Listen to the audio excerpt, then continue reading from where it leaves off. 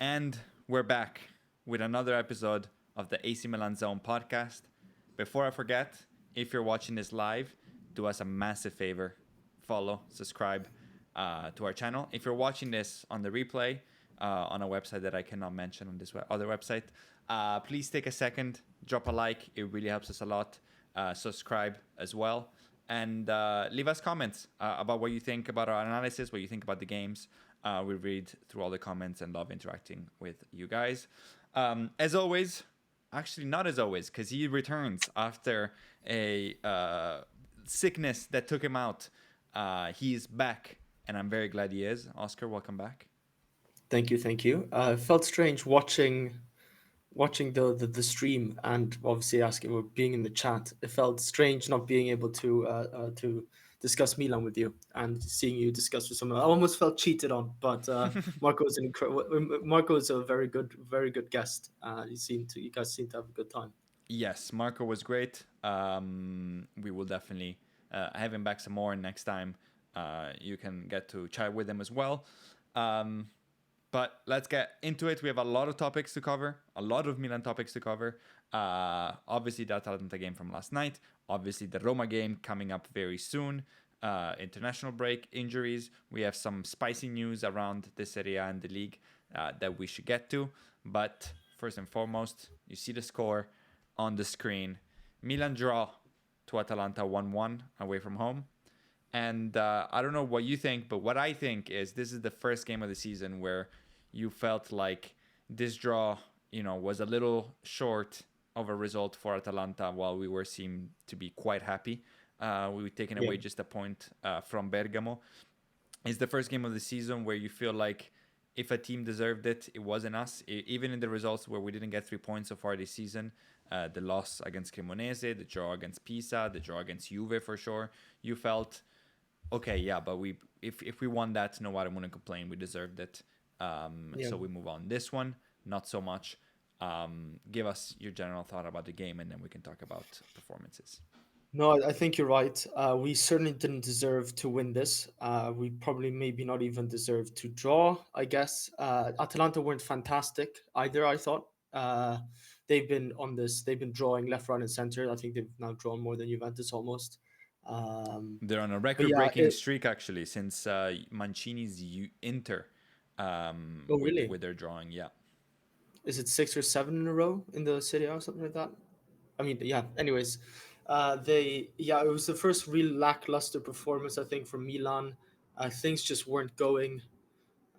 Some players were underperformed quite badly. We can get into the different player performances, but I shouldn't say worrying because, and I agree to a certain extent. Our goal at the beginning of the season was top four, and we're still obviously in on that trajectory. Now with beating Napoli and drawing against Juventus and beat sweeping away Udinese 3-0, we had some Scudetto hopes. I think this was a reality check. And in the podcast with Alexa, I think this was what 3-4 podcasts ago. I said that there's a few teams towards the top of the table right now that are one or two injuries away from underperforming and struggling, and we're starting to see that right now. And the players that come on, or the players we've bought in the summer, I'm talking about Nkunku, for example, just aren't really hitting at the moment. So I'm not massively worried. I'm gonna in my mind I'm gonna keep telling myself it's the injuries. But I think this was a good, in a way, a wake up call. Things have gone quite smoothly for us beforehand. So yeah, those are my thoughts of the game, or rather Milan's performance and where we're standing in the championship right now. absolutely. I think you're right. We've talked about this a lot, where um, especially for the other teams, because they have the extra European football that we don't. That there could be one or two injuries away from disaster. I think some of them have felt it. I think Juve losing Bremer is massive. Inter has been, as always, unscathed. I guess Thuram hasn't played in a few weeks, but that's their squad depth is good enough, and this summer they did good work that they haven't felt that. I think Yeah, if we were to lose like a Bastoni or a Barella, they would be in a lot more trouble. Napoli's sort of felt it. We saw De Bruyne obviously pulling now Yeah, his hamstring, and he'll be out for at least 4 months. Lukaku hasn't obviously played. Hoyland is missed a few games now. But it turns out that should have mostly spoken about ourselves. We got particularly unlucky also because the injuries did not come from us, which is even more frustrating as a Milan fan. yeah, They came from the international break, and they came to truly key players. I think Rabiot stands out the most, and I think it's easy to say Pulisic because he's been our top scorer, arguably our best player, but it's night and day with Rabiot. We have yet to concede a goal from open play when Rabiot plays, yeah. which is insane. And we see how every time he hasn't played, so before he joined and while he's been injured, we've conceded every time. Yeah. So correlation doesn't always mean causation, but it's obvious here that he plays a massive role for us and that we're missing him a lot. And I think it shows in our midfield. The we played with Modric, Fofana, and Rabiot for so many games, but a lot of games has gone well. You can now start to see that Fofana is being exposed a bit in his quality set. Richie isn't the type of player that Rabiot is, so I don't really blame him. But this against Atalanta, he was actually all right. I thought. I guess man of the match for us in the Pagella on our Instagram page Mm-hmm. for the goal he scored, which was kind of lucky. But yeah, the Rabiot injury away for France is truly gutting. Yeah. Anonymous, thank you for joining the chat. Despite all the problems, we have had only one bad result after the Cremonese game. Yeah. That's a good point. I think that's a point that I wanted to attack and I want to get your opinion on. An Allegri and coaches that are like Allegri saying is, you can't win them all, but what's important is that when you don't win, that you don't lose them either. And we've been particularly good at that. Some leave a rougher taste in your mouth. You look at the Pisa Hmm. game and you're definitely upset. You look at the Atalanta game and you say, yeah, from that performance, that's 1 point is all that we can take. Do you think that, as Anonymous is saying in the chat, we shouldn't overreact to these bad results and we should still take the points home? We're falling a little bit behind, but we're still in the mix. Or do you think alarm bells should be going off? No. Yeah. No. Yeah. It's. I think we're. I think I said earlier, that we had our sights on top four, and we're still on track for that. Still very early in the season, and he has and Anonymous since 1995 is right that it is one bad result or bad result. Like that's the thing. We got a draw from a really or a poor, subpar, and poor performance. I wouldn't say terrible, but I also wouldn't say like, it's night and day without Rabiot. It's been night and day in our performances and our results now in a way. So it's not alarm bells. I certainly wouldn't say so. But if we're gonna do it for the next, what is it? How many months until June? I can't count. But yeah, the next 7 months, we're gonna have to ask some of the players that have been underperforming to start performing. Otherwise, we can't rely on Pulisic to be scoring every game. With one injury through Rabiot, maybe we should ask some of the other players in the center midfield, not Modric, obviously he's been performing well, like Fofana and Richie, to take the reins in a way. Jashari's been injured. That would be interesting to see how he fits in, and maybe that'll be a Mm-hmm. boost. Yeah. But it's not alarm bells. Alarm bells. I think far from it. Far from alarm bells. It's not. Yeah, we're still top four at the moment. We have some very important games coming up. So I think, let's say mid-December. I think we're playing against Sassuolo on the 5th of December, something like that. Then we can start maybe talking about alarm bells or. Let's see how we get through the next sort of 4 or 5 weeks with some important games on the line. Yeah, I mean, totally agreed. And also, I feel like the injuries, but also the calendar haven't been necessarily our friend. We definitely played some subpar competition. We played the Cremoneses of the world, the Pisas. But if you look Fiorentina, out of yeah. this first, 10, if you include Roma, we'll have Atalanta, we'll have Fiorentina, we'll have Juve, we'll have Napoli. So Yeah. it's obviously, as always, if you're a Milan fan, a storm. All the worst timing always lines up. So the bad injuries after international break lead us to this. Um, I was going to bring up the Roma game, but let's discuss that later. So yeah, I mean, I think you're also totally right in the sense that you see it in the midfield. It's not that our current midfielders can't at their peak beat Atalanta, and I'm talking about Ricci, Modric, and Fofana, who have played all the minutes in the last few games. It's that they start adding up, and when you can't rest Modric, I thought we can get into the player Yeah, ratings. Maybe I scroll down a little bit. I thought he didn't do play that. Yeah, badly. He was still you're one right. of our Yeah, best players, but you could tell that he was tired. Very smartly, Juric put Pasalic on him to pressure both off and on the ball. And on the ball, you could see Pasalic was going at him a lot. And yeah, that's just going to weigh on him. Fofana, I don't know how he isn't more tired. He's asked to do so much tackling, but also just be in our box all the time when we attack. yeah, Ricci is trying to do his best Rabiot impression, but he's much more of a CDM than a Midzala. And yeah, the lack of subs really shows. So we can't wait yeah. to It get really does. some players back. Jashari, just a quick point because you brought him up rightfully. So seems like he's coming back a little bit quicker than we thought. The idea, according to Allegri's pre-game interview, was to make sure he's on the bench for Parma. I would highly doubt we see him feature unless we're winning and we have a couple minutes.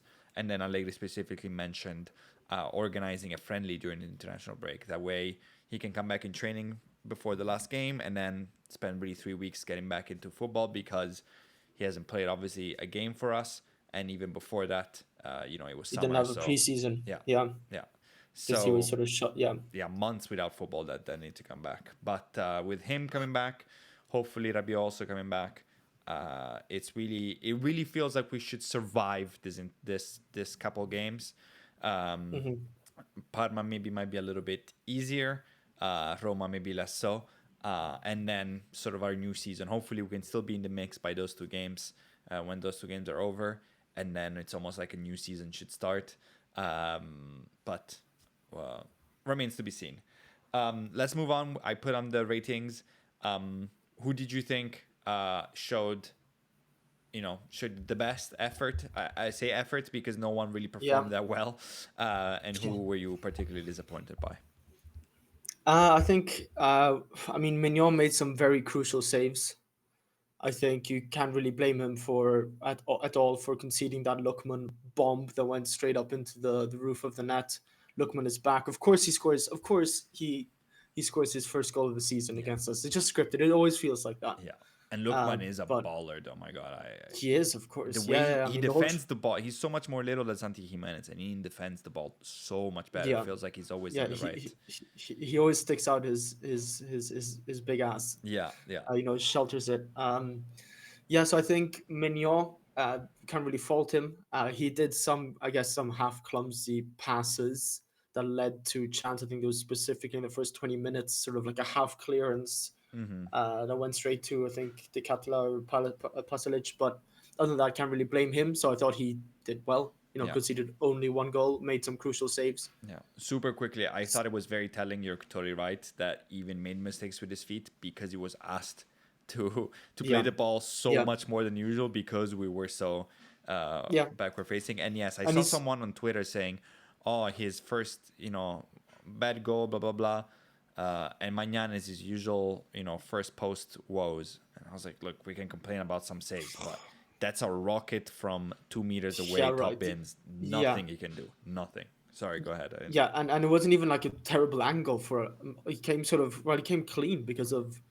I don't know where we can analyze what Tomori and Fofana did, which Yeah. I don't know. Like I didn't play football at a very high level, but whatever Tomori did there, having played as a centre back is a death sentence. Yeah, it's brainless. And yeah, anyways, so I guess Mignon, and yeah, he couldn't really do much about the Lookman goal. Then I think Richie, just because he scored a goal, I thought he did all right. Like you just said, nobody really performed to their best level that we've seen this season. Modric, you can kind of see the legs going a bit maybe, but again, he was maybe we're it's a curse now that we're a team to look out for in a way. especially our Yeah. centre midfield. And an old fox like Juric will have watched a lot of tapes, Yeah. and yeah, put his tactical mind to it, and he did, sort of taking out Modric. Now going to the players that I thought were disappointing, and I see in the chat here and saying that Alexis did everything good. I don't. I generally can't say he performed to the level that we've seen previously this season. I think he made some extremely careless mistakes, Yeah. especially in the build up. He did, obviously, like, there was some incredible moments where he panad, was it Lookman, I think it was. Yeah. To get in the box. Yeah. That looked a bit scuffed, but yeah, but that looked, obviously, that's a highlight reel worthy clip. But I thought that yeah, I thought that Alexis perhaps didn't have his best game. Leao was subbed at half time. There was apparently something. Is he being rested for Roma? Maybe, I'm not sure. Jimenez, I was the Jimenez kind of guy. Beginning of the season, I said, give it time. At least he's contributing something that isn't goals, which would have been um, the runs that he's been making. But when he doesn't make those runs, then it's a problem. And people are saying, oh well, he's not getting the service that he should be getting. Otherwise, he'd be scoring 20 odd goals. And I'm saying he's had some really big chances and he's missing them. And now that he's not doing the runs, then he's absolutely useless to us. Yeah, I tend to agree. Santiago, the Mexican ghost Jimenez, it's troubling. It's troubling. At the beginning of the season, he was missing goals, and then he started missing the runs, and then he started missing the passes, and he started missing all the play, and now he's missing completely. Last Yeah, game's 20 touches in 70 minutes. I think this game he had about, same 20, 24, 25. And yeah, yeah, we're playing a man down. And you saw when Ruben Loftus-Cheek came on, and this podcast is not particularly friendly towards Ruben Loftus-Cheek, definitely not this half of the podcast. yeah. But I mean, he looked so much better. He carried the ball. He made runs. He tried. He won headers. Everything. Hmm. Recovering Yeah, yeah. Ruben Loftus-Cheek, who hasn't played in a few weeks, playing as He striker. dropped, yeah, he dropped deep when he needed to and Yeah. made like a flickish pass and it worked. Um, no, you're right. Sorry to No, interrupt you. no, Yeah, no, no, not at all. So yeah, for me, the time is ticking for Santi. Time is ticking in him getting playing time if people are healthy, for sure. Time is ticking yeah, his Milan adventure. I don't mean that he will be benched now and won't see a minute until January and then we sell him. But I'm sure he will play more. I'm sure that the goal will come. But he needs to turn around things in a very serious manner for him yeah, to stay at the club in the summer, but for him to even stay at the club in January. There are moves that can be made for actual strikers and funds that need to be freed from his salary. So yeah, I thought he was particularly poor.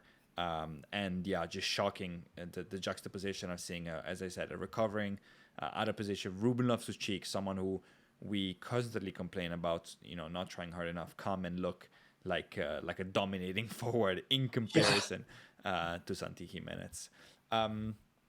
To go back to Anonymous who was in the chat and your Alexis point, I agree. I'm a huge Alexis stan because I think he's class and he works yeah, about as hard as anyone else on that pitch. I think him, Modric, and Pavlovic, who I want to get to in a second, are the ones that pretty much run the whole time. But I do think that the tired discourse that we were having about before applies to him too. He was yeah. often very sloppy this game. A lot of poor passes, a lot of poor decision making. I think that's his biggest This is, yeah, problem. There's nothing particularly bad. I think his crossing could be better, but he can do everything well. It's just that oftentimes, especially towards the end, he just doesn't make the right decision, and we saw just that just like a lot. just like against Pisa, when he created the chance himself. Not that it's easy for everyone to say, well, he should have passed, or Yeah. but that's just scuffed effort. This time around, I think it was like a 3v2, and he made a scuff pass to Nkunku when, I can't remember, was it Bartasagi that was completely free on the left. Yes. Yeah. He, it's in, like you say, it's a decision making that, especially towards the end of games with tired heads and tired legs, he can improve, and maybe his crossing. But yeah, I'm not hating on Alexis. It's this is a one-off. I think this Mm-hmm. season he has been brilliant, but playing the man he has, and obviously he did get a bit of a knock in for Belgium, I believe, um, Yeah, and in the national break, and then he's just asked to play 100 and what 270 minutes. yeah, that's it, right? He's required the way we play to run so much and to play so much, Yeah, and we currently have no subs because Atekame comes in, but he's not at that level. And maybe Atekame can play if you have everyone healthy and everyone playing in UK. We have a simple task, but right now we don't. So Salemakers is asked to do a lot of different jobs that Atekame can't do. yeah, So yeah, it's a little bit of that. But yeah, no, I totally agree with you. Um, we should talk about Rafa. And I see that in the chat, he's also being brought up. For me, Liao, this is from the chat. For me, Liao now isn't even trying. He carried us against Fiorentina after returning from injury and scored a very pressure penalty. He knows that he's better on the wing, but he isn't even trying. Um, yeah, I mean, I don't know what you think. This pod has often asked for some Leao calma, as we say in Italian, or at yeah, least for our fans not to be the very first ones to bash him. Definitely a bad game. If you can go see on our Pagelli on Instagram, we gave him a 5. A first half where he showed very little. He got angry at his teammates. He jogged back. Um, but look, we have much bigger issues than Leao at the yeah. moment. The player is out, the tiredness. I'm more worried about Jimenez. Jimenez tries harder, sure, but you never, I don't know if he has a future at this club, contributing at a high level. I know Rafa does. We will have to see. Yeah, I don't know. I don't know what you think, or if you switch more into the hating side. It's always annoying for me too. Like I understand No, yeah, yeah, the yeah, body yeah. language and they're not No, trying and not coming back. But yeah, it is what it is. He yeah, is what he yeah, is. and it's also it is what it is. He's still adjusting, I think, to that striker role. I think it was just because we it was a poor performance overall for Milan, lackluster. Nothing was going right. It's not that we were playing well and Liao was the odd man out. Um, yeah, no, I, I want to keep obviously want to keep loving him and for who he is, and he has been consistent with goals and assists.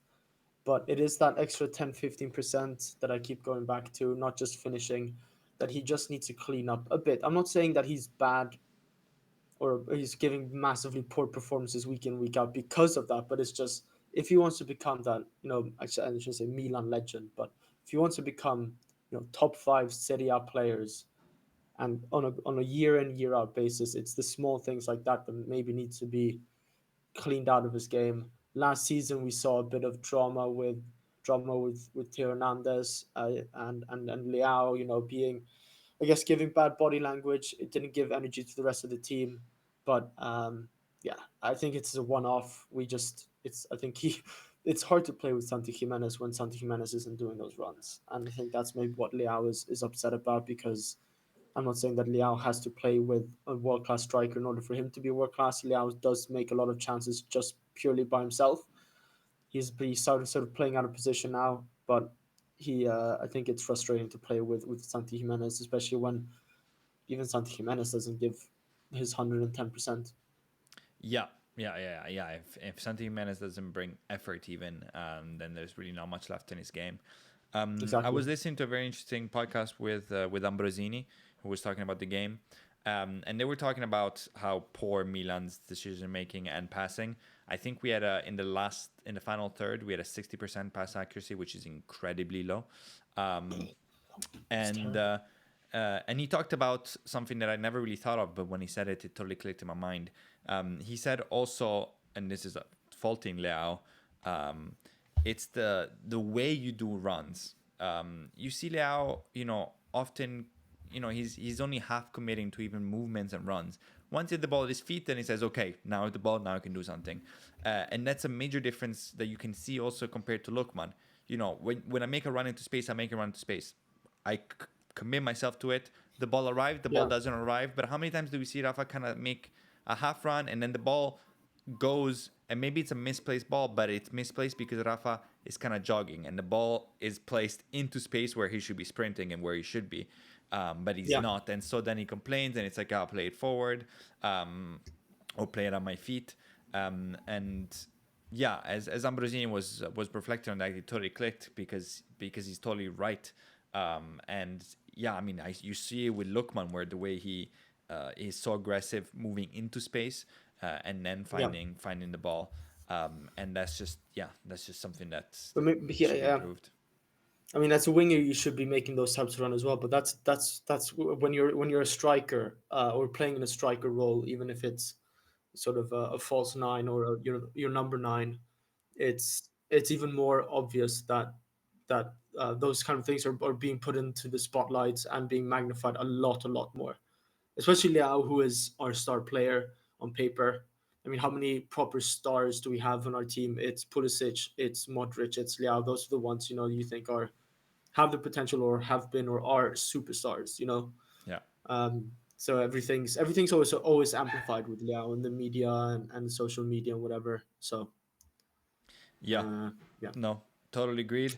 A couple more players before we move on. I thought Rich, of course, did well.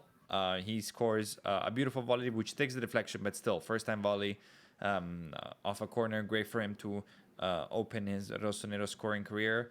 As I was talking with Marco, there's definitely some traces of the early Tonali when people are saying, "Ooh, maybe he's not good enough," and then you just see him that first season grow into his boots, and then become great. yeah, I don't know if Richie will become as good as Tonali is. That's a very high bar.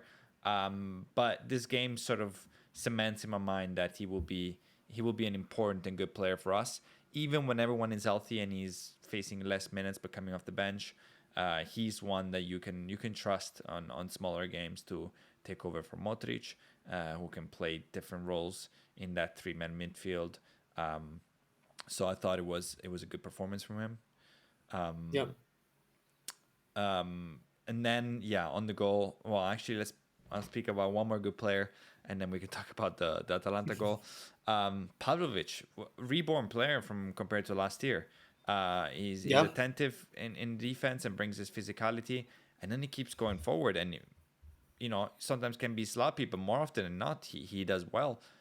And just the He, absolute he does motor. better. He does better than Nkunku and Santi Jimenez, and they're born to be attackers. Yeah, absolutely. Yeah, Less scared. No, I'm really impressed. and to think management where there were some rumors of us selling him this season or this. I guess it was between Pavlovic and Chow, and Yeah, Chow's fee obviously was like, well, we're gonna take that for Chow. yeah, That's something we can get into later. I think we sort of plan a rant or two every podcast. It's the Newcastle fans about Chow and their arrogance, but let's talk about that later. Yeah, Pavlovic has been reborn, seeing potential, still young. He looks like an absolute freak and an absolute maniac, but yeah. instills fears into the strikers and the wingers that he faces. I guess. Yeah, and I, yeah, I wouldn't I I just wouldn't want to wake up. I wouldn't want to wake up at him with at the foot of my Strahinja bed coming staring at me you. down. Yeah, he's got some pace, Big even being Pablo. that big. And yeah, I just never thought in my life that he would be like a Bastoni type third defender, braccetto as they call him in Italian. But he's shown his ability to do that, and Hmm. that's a big game for us. And then the goal. I mean, you alluded it. I mean, the Atalanta goal.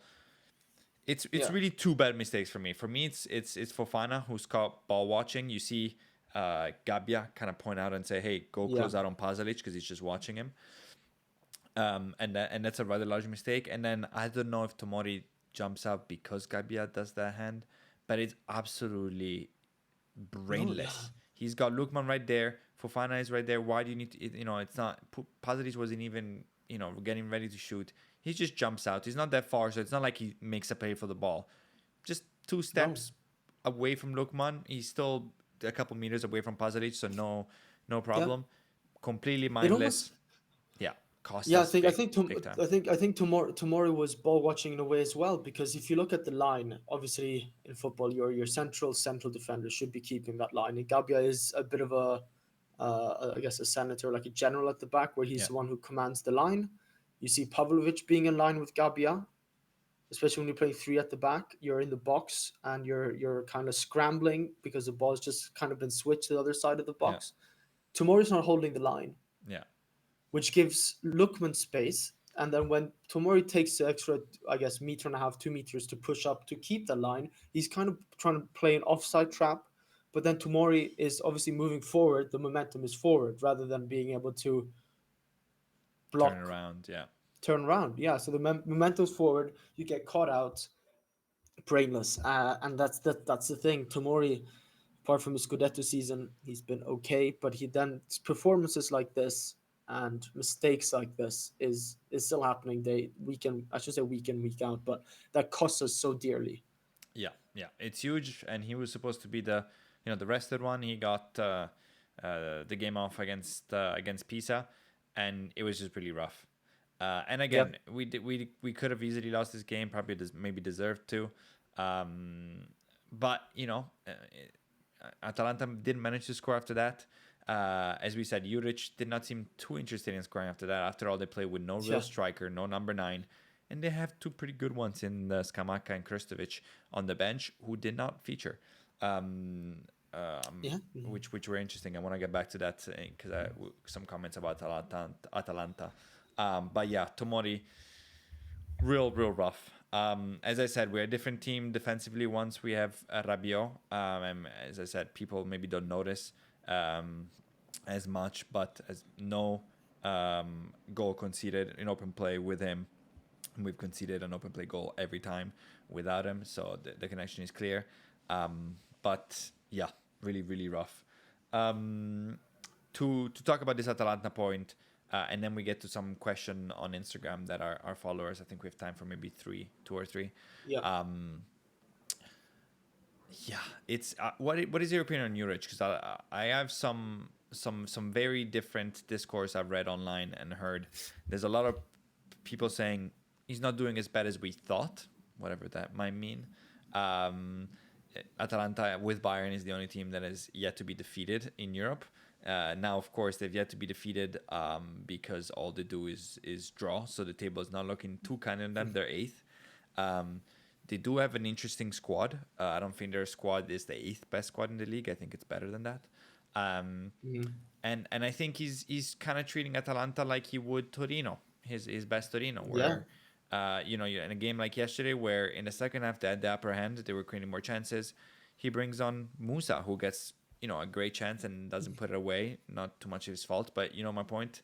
Instead of bringing up Where one have we of seen that before? yeah, Sorry. yeah. Instead of bringing on like a Skamaka or Krstovic and trying to hurt us, he doesn't Yeah. jump on it. Gasperini could have been winning against us, and he would have put on Yeah. Muriel to put us away. Oh So God. do you think he's doing Oh, well? He's the underachieving. What do you think? I mean, what team has Juric not managed in the city? I feel like he's a journeyman. Does he last more than 2 seasons? I feel like he's. I'm not sure what. I mean, I'm trying to remember the transfer saga. I think it was quite clear that Gasperini was going to leave, right? It Yeah. wasn't like an No. Yeah, abrupt he decision announced it. Yeah, or like a he announced it. during the season. Yeah. I'm not sure exactly what Atalanta's funds are like in terms of what kind of manager do they want. This feels like maybe it's a bit of a transition manager. Someone you get that, yeah, you know what, maybe we'll make Champions League, maybe we'll make Europa League. But like you say, with the squad that they have, I feel like they don't they have a better squad than eight, like you said. I think it's a bit of a strange signing. I think he's one of those. Shouldn't say like Sam Allardyce, where you bring him in to avoid relegation. That's not right. But I thought it feels a bit of, yeah, how do I describe it best? Not well thought through decision, I guess, to put Juric in, Yeah, it especially in feels. Atalanta that has won the Europa League, has a very good squad. The Lookman transfer struggle didn't help them, but they still bolstered with Kristovic. Mhm. Which is honestly, I like Krstovic. Yeah, it's a good. Yeah, no, it's a good signing because you know that maybe they thought this whole Lookman thing will blow over and then just like it happened in game week 8 or whatever it is, game week 9, he's gonna come back and be fit. and scoring again, which he did against us. So it's a way like a new signing again for them coming this late into the season. They've kept a lot of good players still. Um, yeah, I'm undecided with Juric, but I just thought it was a bit unambitious of Atalanta. Yeah, no, I And totally I agree. know And it's difficult having Gasperini for so long, and then all of a sudden yeah, you're gonna have to find the perfect replacement for him. yeah, Uh, yeah. it's Anyone like was let's always say gonna pale in comparison for sure. That's no doubt.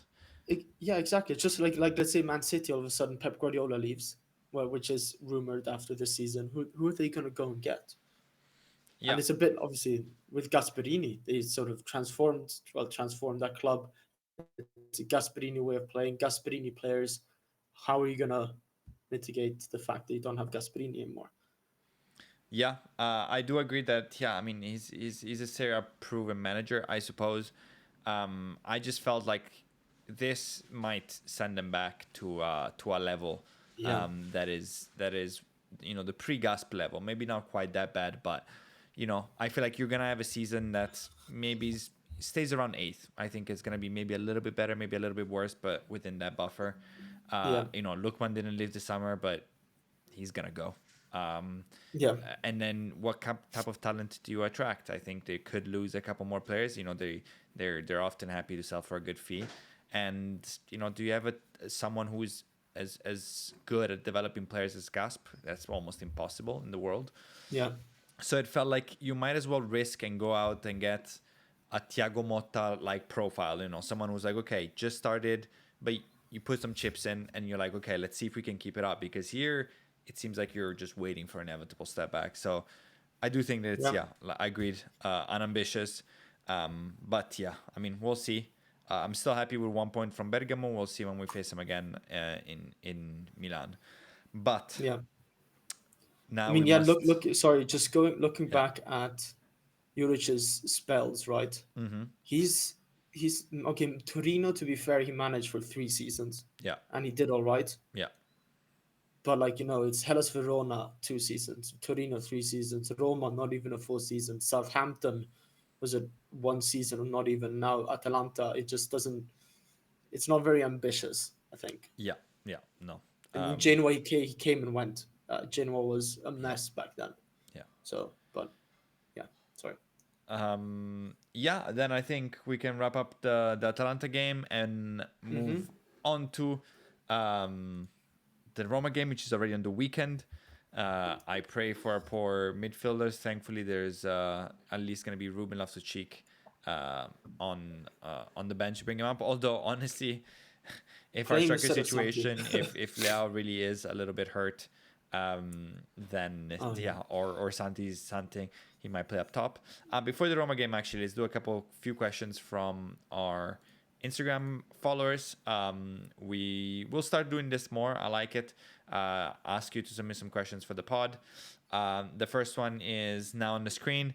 Why was Leao subbed off when Santi played worse? Plus, he was already booked. So, couple thoughts here. Allegri mentioned in his press conference that Leao had gotten hurt, had a problem in his hip already in the game against Pisa. He did get on-field treatment for this in Pisa. And that, yeah, he felt some discomfort, couldn't really sprint, and he decided to, as a precaution, to take him out and rest him for Roma. A lot of people aren't buying this. Leao did have a pretty bad, uninvolved first half. A lot of people are saying that maybe he was just pulled because Allegri was fed up with him, and then in the media, Allegri sort of protects his players and puts up facade. Do you have an opinion on either of Yeah, this? I'm sure it's a mix. Because Liao wasn't playing well, and he probably had picked up a knock against Pisa. Why, why keep dragging along? What's it called? What's the saying in English? The dragging of the cat or whatever. Mm-hmm. Uh, why continue on when you know you've got a big game against Roma? Yes, Liao is the type of player that can switch it on and change a game, but yeah, if it wasn't working, then maybe sub him off at halftime. I think that it's also better that he subbed him off at halftime because then because he got subbed off at halftime, I want to actually believe it was the hip because then during halftime he'll have been checked properly by the doctors, by the medical Yeah, team, get some and then they treatment. probably would have said, you know what, I mean, you can play him for the next 20 minutes, but you're then shaving off at least 45 minutes against Roma, Yeah, because or maybe not even at all against Roma, because if you agitate the knock even more, then there might not be a chance for him to play against Roma. And I think you'd actually rather have Leao against Roma. Yes, we only got a point against Atalanta. Atalanta for us is still a big team to play against, but I think playing against second in the league, Roma, it can define a lot more, give more motivation to go and beat Roma in a yeah, way. no, agreed. I do think that also, yeah, I mean, he had a really bad first half, but it's not like Santi Jimenez had a particularly good first half and he was booked. Yeah, So I do agree that, to me, the story that Allegri says checks out. I have no reason yeah. to not believe it. I mean, So how many yeah, times a season does that happen, anyways? yeah, Like it's yeah, so it's nothing. It's not a new concept with the whole facade thing. yeah, You might see it more in the American sports or franchise sports, but Allegri's always he's not going to go out and be like, yeah, actually, we're we're covering it up with a knock, but actually, I thought Liao played terribly and I didn't like his body language. yeah, You know what yeah, I mean? yeah. It's No, it's agreed. all, yeah, it's Yeah, always going I to be mean, yeah, I mean, sorry, Allegri is yeah also one. When he wants to evade a question, he does it. He doesn't give you a false answer. flawlessly. He just walks you around. You see it in the press Yeah, conference before the games all the time when he's asking you going for the title, and then he starts talking about average points and 18 points yeah. to get relegated and horse racing and all this stuff. He doesn't need to, I don't think, make up a lie. It's And I the Italian dark arts. exactly Italian yes. manager, yeah, veteran Italian manager, dark arts. Yeah. And Allegri is, yeah, well versed in those dark arts. And I also think it tracks because, I mean, if you're Allegri in a situation where you barely have any strikers, you barely have midfielders, and, one of your best players, if not your best player, feels something, you're like, look, I'm barely holding this squad together with duct tape. Let's not make this worse, and we have two more Yeah, games to try to survive through. We'll be all right. So yeah, that was it. Let's go for question number one, I think, or whatever. Another question: does Allegri play too defensively, or are we just missing too many players? This is interesting. Do you think it's two games now that we score early on and then seem to fall back a little bit and try to play on the counter unsuccessfully? Do you think this is a fault in the Allegri ball, so to speak, or are we just missing too many players and we can really yeah. play as we want to? I think it's the maybe a mix, but we knew that that's how Allegri kind of plays, and we know. Honestly, I think Milan are playing under Allegri, playing a lot better football than I was expecting when Allegri came in. There were some dark games for Juventus with Allegri, Yeah, uh, when he probably had more talent to go with on the squad sheet. But I think we are missing a few too many players, and players like Leao and Santi aren't hitting the ground running attack like offensively. That's why it's maybe even more obvious that we're playing too defensively. Uh, because well, if it's not working going forward, then why should we continue doing that? Or trying to put Leao and Santi Jimenez into spots where it's just not going to happen. What do you think? yeah, no, agreed. Look, Allegri definitely has some faults, and sometimes you can fall. He can do the Italian manager thing of saying, look, 1-0. Let's defend it early on. I don't care.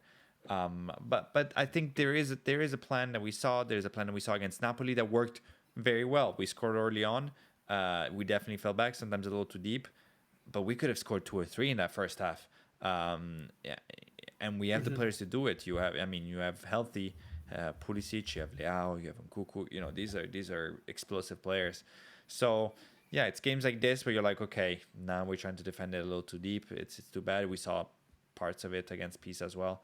But let's have a bigger sample size when everyone is back, and then we can start criticizing maybe playing too defensively. I think, yeah, with more weapons in his arsenal, he's not gonna go high press, gig and press, score 7 goals. That's just not who he is. But I wouldn't be too concerned. I think we've not against Atalanta, but before that, created many chances. Um, more chances than goals that we scored. Last question, and then we really have to move on because this is getting quite long. When Yeah. everyone is healthy, who would you start in midfield? Obviously, we got a little bit of a bigger sample size of Ricci. Mm-hmm. We saw very little of Jashari, but we know that a significant investment was made in him. Um, so, ideal world, right after the break, derby looming, or even a couple weeks down the line, so that players like Jashari With can get healthy. Who's your magic trio? well, it has to be Rabiot, Modric, Fofana. It just seemed to have worked. Fofana is a bit of the glue guy in a way. Rabiot is box to box. Modric is allowed to do his magic. Why change a winning concept? I'm surprised to hear that, but very, very happy to hear that. I discussed this with Mark as well, the amount of Fofana slander that is Yeah. going on. And look, he's not always precise, he's not always perfect. Do not get me wrong. But people say, hey, Richie should start. And it's like, no, this is different roles. For the amount of work that Fofana does, Yeah. also the amount of assists he should have had.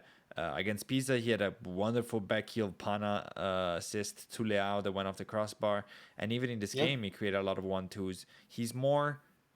His feet are better than people realize because he will kick ball outside of San Siro every now and then. Yeah. Yeah. Yeah. But it's not all bad. It's not Yeah. all bad. So to Yeah. me, And Fofana and Rich are different types of players. It's like saying I don't know, you order a pizza and you want it to be a pasta. yeah, They're just not the same type of food. They're not the yeah, same type of player. yeah. So, And yeah. same with Ruben Loftus-Cheek. People see the good performance that he had against Atalanta, and they're like, oh, you should start over. Brothers in arms, my Rossoneri friends, my Rossoneri family. We've seen this movie before. We've seen Ruben Loftus-Cheek dominate 30 minutes. We've seen Ruben Loftus-Cheek dominate 45 minutes, and We've then seen go him take missing. down PSG Yes, and then almost single-handedly. starts the next 5 games and walk around. Fofana can have infinite faults, but impact, aggression, looking to make a difference on and off the He ball. does he Yeah, does the simple things well, and he yeah, does them right. yeah, Then finishing, that's not Fofana though. Yeah, yeah. And Ruben so to Loftus-Cheek me, does yeah. the easy things hard Yeah, sometimes. agreed. And and yeah, I mean, look, maybe Ruben Loftus-Cheek is this type of player that comes in the middle of the game, where he can be a little bit fresher and can be that spark plug. Maybe this is the his finest Yeah, form. super Even sub. better. Then to me, the starters are obviously Rabiot, obviously Modric and Fofana. Ruben Loftus-Cheek can take the Fofana role. Jashari can take that Rabiot role. Richie can take the Modric role. It's excellent. I would leave it at that as well. Yeah, Okay, Roma game back on the screen. Roma league. Well, they went into this game week as league leaders. Napoli has won. Roma is currently playing. They are drawing 0-0 at Parma at halftime. They scored a goal with Sule that was called off with VAR. Leon Bailey got a start and got subbed off after 7 minutes. Obviously, we're not watching the game. We are recording this podcast, but I can assume that the 7 minute sub means Leon Bailey continues to have his injury woes. They uh, have been. I think you mean Ferguson. Sorry, Oh, it was Leon Ferguson. Bailey. You're Leon got correct. I'm subbed reading on. this Yeah, right. yeah, yeah, yeah. Ferguson started the game. But You're definitely correct. he started a game which is unreal because that guy's stats are atrocious. Yes. Yes. They I have love my been Irish friends, but that they've guy, been very Jesus. good. Obviously, they're towards the top of the league. They do not concede at all. The best defense in the Yeah, league.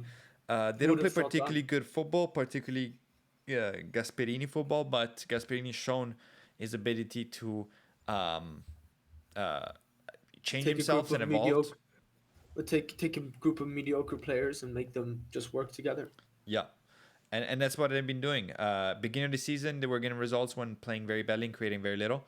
Now they're Yeah, creating more. I've seen the last couple of games actually, and they could have scored more than they have. Um, Their big problem is that right now their strikers are awful, and Gasperini keeps trying to go back and forth between Ferguson, who does nothing. I've seen him live in a game that they lost Yeah, against Lille, and he touched the ball less than Santi Jimenez, which is really rough to do right now. yeah, that's kind of hard. And But Dovbik, if it's hard not to score. It's hard to score goals when you miss three penalties in a row, for example. yeah, and then absolutely perfect On the same segue penalty. into Dobbik, who missed two of those three. Yeah. Um, yeah, he seems more involved and more hungry, but a lot of times he does fight with the ball. So yes, Gasperini has not quite figured that out. We'll see who emerges victorious, but after this, we'll see what they do against Parma. I think they will win, especially because Parma has been poor. But either way, this seems one that Cutrone hat trick inbound. Cutrone hat-trick, let's go. But this seems one like a game that we're not meant to win. At full force, I would back us, especially in San Siro. Yeah. This one seems particularly tough right now. It's a great moment for them. It's a very bad moment for us. Um, yeah, what do you think? How do you think this will go down on Sunday? Yeah, it's two teams that I guess we've conceded a fair bit, obviously against Pisa twice and then against Fiorentina and against Atalanta. But it's going to be one of those uh, typical Italian top class uh, games with two seasoned managers with I shouldn't say similar playing styles, but teams that aren't like don't have massive stars in a way. It's gonna be a pretty rough game to watch as a spectator. If you're a neutral, I don't think I'd want to watch it. Or Yeah, maybe maybe not. it's either absolute cinema or it's the driest thing since I don't know Darvida. Yeah, could honestly be. I think you're right there. Yeah, I mean we'll get to the prediction in just a second as we wrap up. But yeah, it's a rough time. I'm very much more looking forward to facing Parma after that. Yeah, But yeah, do you expect a lineup change? Obviously, our lineup kind of writes itself at the moment. We have no subs. yeah, The question is Leao healthy enough to start? I believe that will be yes. But we'll see as we get closer to the game. So the questions are: does the Winter take anyone's place? I don't think it'll be Pavlovic. I don't think it'll be Gabbia. But does Tomori no, after that performance gets moved down? Probably not in my mind. yeah, yeah. But that's the Yeah, chance. because the Winter didn't seem all too convincing against Pisa. I thought. Yeah, also a Yeah, little bit shaky. So I think that Tomori does start. Then in midfield, I guess there is a question about Ruben Loftus-Cheek starting again, starting ahead of one of the three. In my mind, tactically, only Fofana would make sense. Um, but I do yeah. think that with the current striker situation, Allegri will be happy to keep Ruben Loftus-Cheek probably off I, the bench and be able to play that card either in midfield or forward, depending on how the game yeah, goes. So I see it. yeah. Unless, go ahead. Sorry. No, I think we don't see any changes in the midfield necessarily. Yeah. Unless Uh, Ruben Loftus-Cheek does start because Allegri does a very Allegri thing and says, "Look, right now we're too tired. We can't defend," and he starts Ruben Loftus-Cheek and Leao up top and just says, "Ruben, yeah, you go help out," and then we put Santi if we need more goals. Which I mean, now saying that sentence is a bit of an oxymoron these days, yeah. but No, you know, I think Allegri is probably running out of patience with Santi Jimenez, and then Ruben Loftus-Cheek when he came on, I think he was a good burst of energy. He played well when he came on. Not a massive amount of minutes, but a good chunk. So I genuinely think we see Leao and Ruben Loftus-Cheek starting up top. okay. So Yeah, no Santi, no Nkuku. no, Yeah, yeah, I if could see Leao is that. fit, of course. Yeah. Given that I Yeah, was fit, yeah. I could definitely see that. As we before we get to our predictions, I want to have a quick look around the league.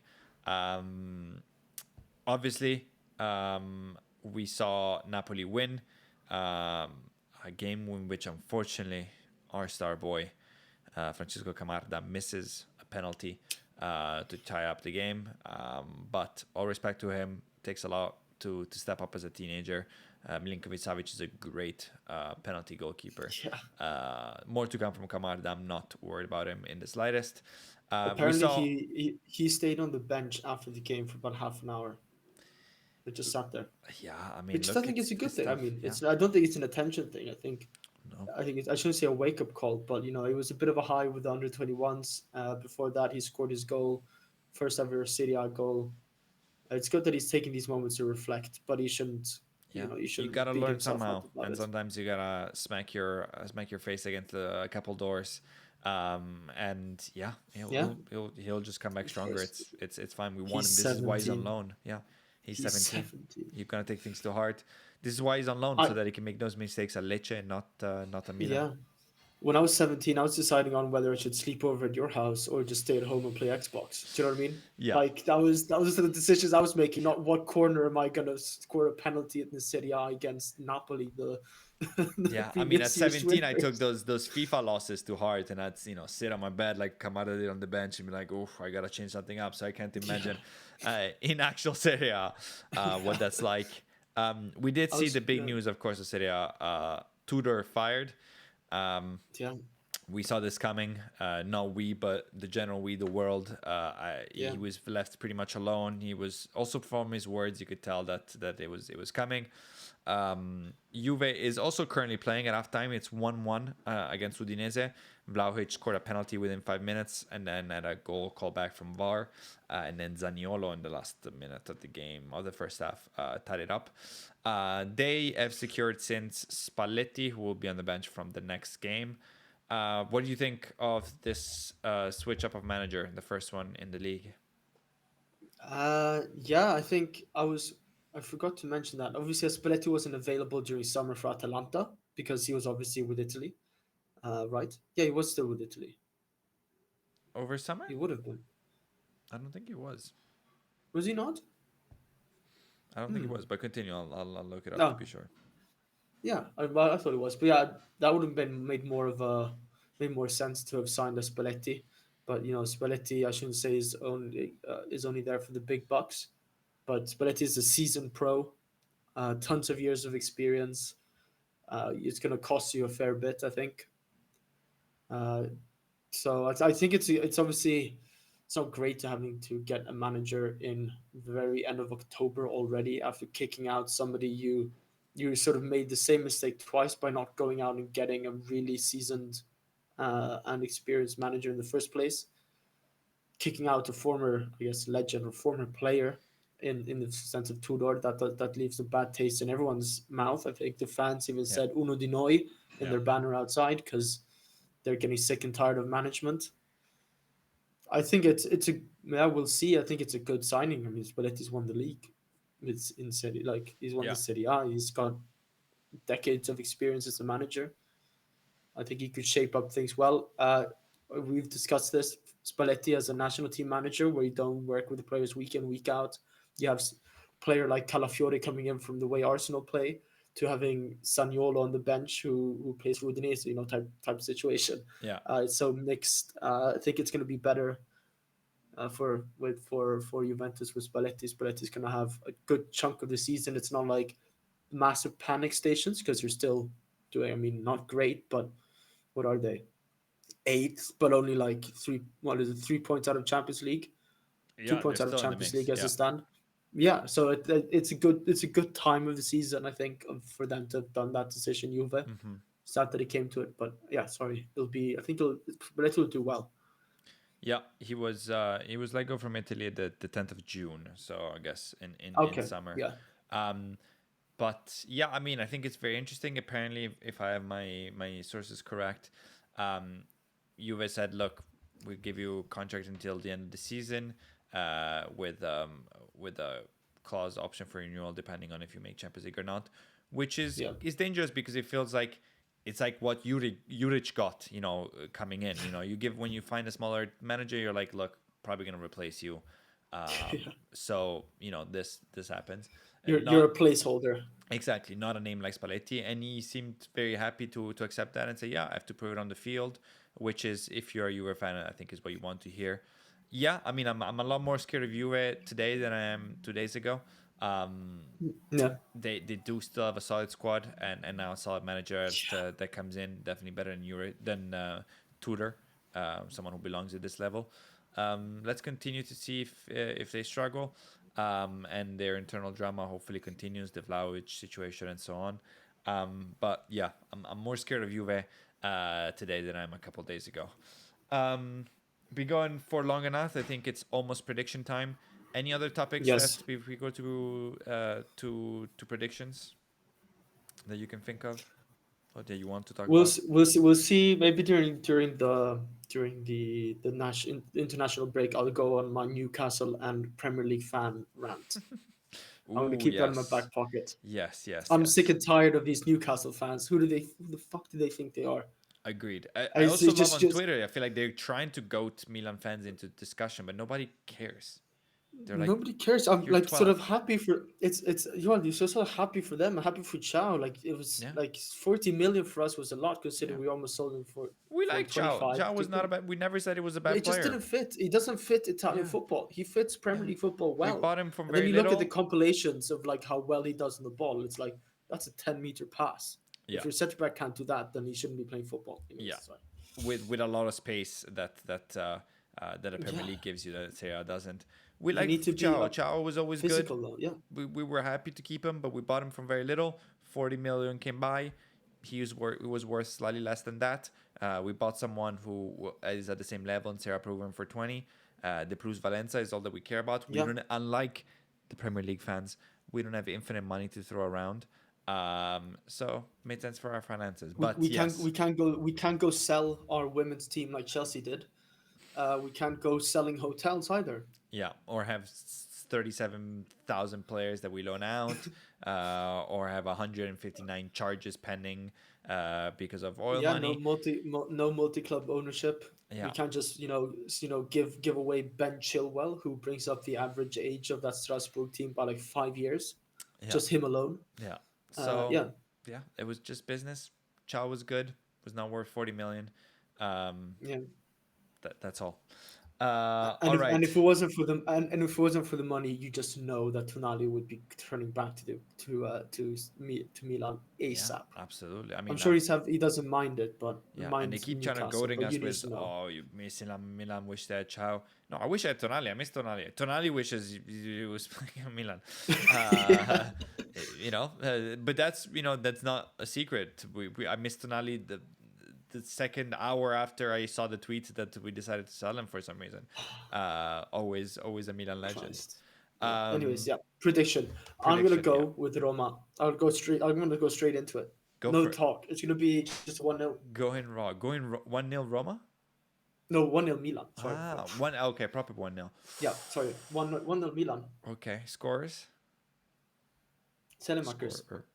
against Ooh, his ex team. Alexis. Ooh, does he celebrate? Or does Of he hit course he us with does. the? Ah, he does. Okay.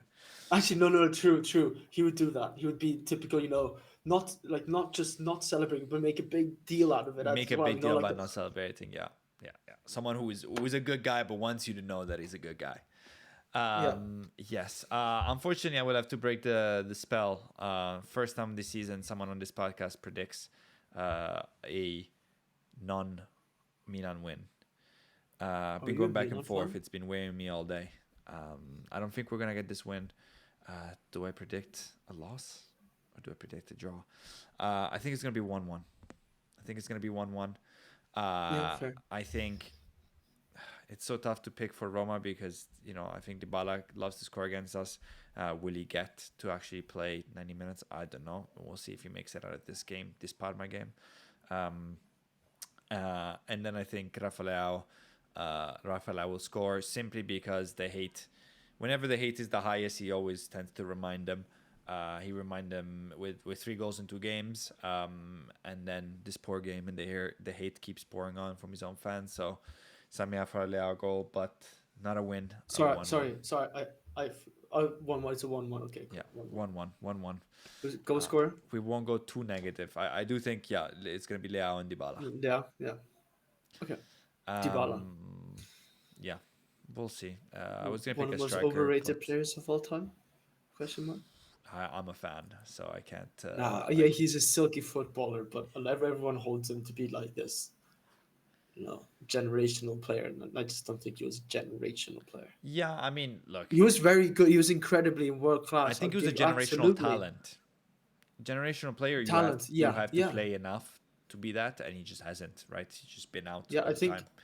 think If didn't he wouldn't I be a think Roma Carlos if he was healthy enough to play. So yeah, did Carlos Baca scored more goals than Dybala has in one single season? You know what I mean? Probably not actually. That's an I outrageous don't take, know. but That is I that will. is I'll deep come. I'll, waters. You're I you're will not allowed come to back with support you that in one. these, but look, your Newcastle rant, you Clip can it and build up a ship it to Dybala rant. You can Alexa. build up a Dybala rant. But Yeah, I've always loved the way he played football. But yeah. No, yeah, he he's yeah hurt his too football often. his he was a beautiful pro football player. Silky is, I think, the perfect way to describe it. Yeah, the Anyways, type of players that we've I just love to been going watch. on for far too long, but we still have 6 viewers. Happy days. Shout out to you Still guys. one. If Yeah, you've made it shout this out far, to you're truly a sicko. Definitely drop a like, definitely follow, definitely subscribe, and we thank you for watching. You know the scores, you know how the game is gonna end. It's either gonna be a 1-0 Milan victory or a 1-1. You can take that to the bank. This is not yeah. financial advice. And as always, we will see you after the Roma game, before the Parma game, with our next pod. Oscar, thank you for joining me, Thank you, Stefano. and Forza Milan. Forza Milan.